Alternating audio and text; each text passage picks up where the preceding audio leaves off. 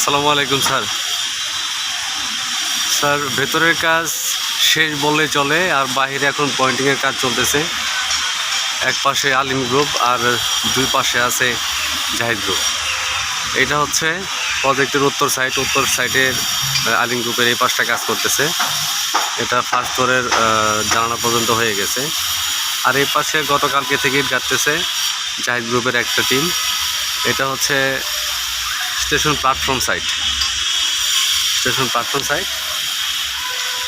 এখানে গ্রাউন্ড ফ্লোরের আউটসাইডে অলরেডি হয়ে গেছে।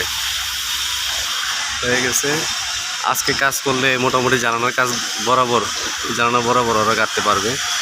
ব্রিক শর্ট, ব্রিকের কথা বলা হয়েছে গত 5 দিন আগে থেকেই।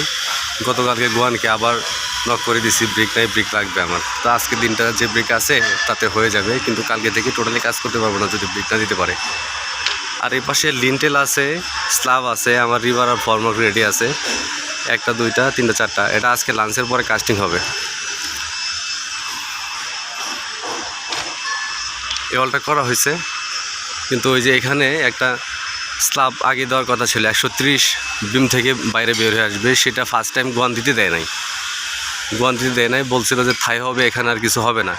এখন বলেছে ড্রিল করে 130 ছোট একটা স্ল্যাব বাড়াই দিতে, অ্যাড করতে বলতে, সেম এই 100টায় যাতে থাকে। হ্যাঁ, সেটার জন্য ডিসিশনটা পেন্ডিংয়ে ছিল, এটা সে ডিসিশন দিয়েছে নতুন করে,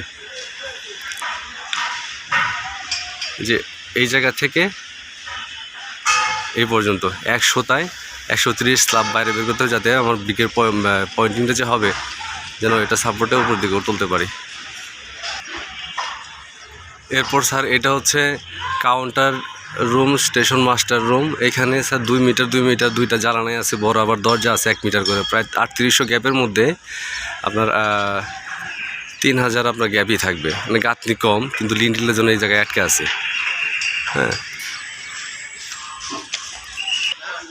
আর স্যার এটা হচ্ছে দক্ষিণ পাশে যে এটা গ্রাউন্ড ফ্লোর আর ফার্স্ট ফ্লোরের পয়েন্টিং হয়ে